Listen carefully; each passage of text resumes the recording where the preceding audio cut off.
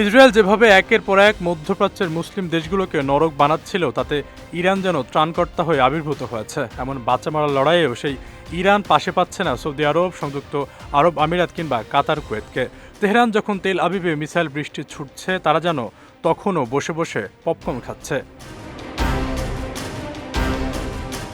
আরব দেশগুলো এমন লেজ গুটিয়ে বসে থাকলেও বসে থাকতে পারেনি পাকিস্তান, তুরস্ক। পাকিস্তানের প্রতিরক্ষামন্ত্রী খাজা আসিফ প্রকাশ্যে ইসরায়েলের বিরুদ্ধে অবস্থান নিয়েছেন, যেটা করার কথা ছিল সৌদি আরব কিংবা অন্য মুসলিম দেশগুলোর।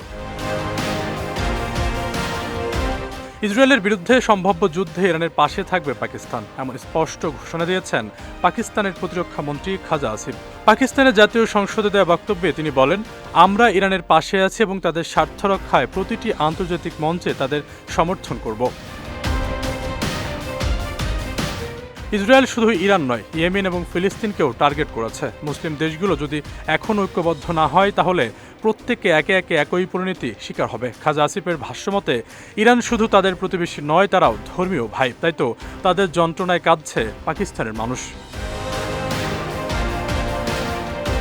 ইরানের প্রতি সমর্থন জানিয়ে তিনি বলেন, এই সংকটে তাদের পাশে থাকা পাকিস্তানের দায়িত্ব। এ সময় ওআইসিকে জরুরি বৈঠক ডাকার পাশাপাশি পুরো মুসলিম বিশ্বকে এক হওয়ার অনুরোধ জানান তিনি। পাকিস্তানের এই বার্তা শুধু রাজনৈতিক নয়, বরং কৌশলগত। কারণ মধ্যপ্রাচ্যের শান্তি রক্ষায় ও মুসলিম উম্মাকে এক করতে দেশটি তাদের জোরালো ভূমিকা পালন করছে। এদিকে ইরান ও ইসরায়েলের মধ্যে পাল্টা হামলা ঘিরে চলমান উত্তেজনার মধ্যে মধ্যপ্রাচ্যে আরও যুদ্ধ বিমান পাঠানোর কথা জানিয়েছে যুক্তরাজ্যের প্রধানমন্ত্রী কিয়ার স্টারমার।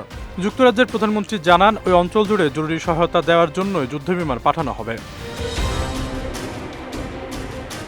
কিয়ার স্টারমার কানাডার ধনী দেশগুলোর জোট G7 সম্মেলনে অংশ নিতে যাওয়ার পথে সাংবাদিকদের একথা জানান। ইরান ও ইসরায়েলের সংঘাতময় পরিস্থিতিতে কিয়ার স্টারমার শনিবার সৌদি আরবের যুবরাজ মোহাম্মদ বিন সালমানের সঙ্গে কথা বলেছে বলে তার সরকারি দপ্তর থেকে জানানো হয়েছে। আশরাফুল ইসলাম, বিজয় টিভি, নিউজ ডেস্ক।